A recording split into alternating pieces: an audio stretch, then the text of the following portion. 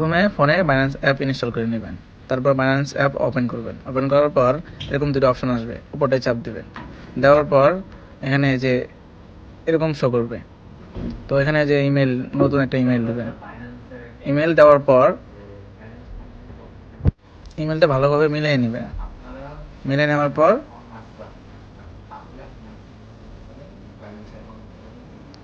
মিলিয়ে নেওয়ার পর কন্টিনিউ দেবেন।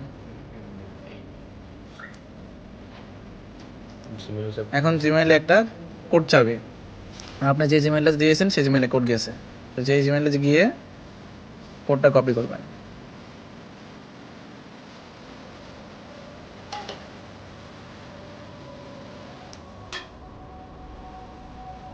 কোডটা কপি করে আবার বাইন্যান্সে ফেরত আসবেন।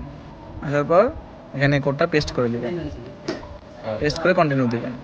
তারপর এখানে একটা পাসওয়ার্ড সিলেক্ট করবেন। পাসওয়ার্ডটা খুবই সহজ একটা দিবেন, মানে ফার্স্ট একটা ওয়ার্ড বড় হাতে দিতে হবে, তারপরে যেন আপনার নাম অথবা আপনার জন্মসাল দিতে দিবেন, আবার পাসওয়ার্ডটা শো করবেন। শো করার পর আবার কন্টিনিউ দিবেন। এখানেই মেন কাজটা।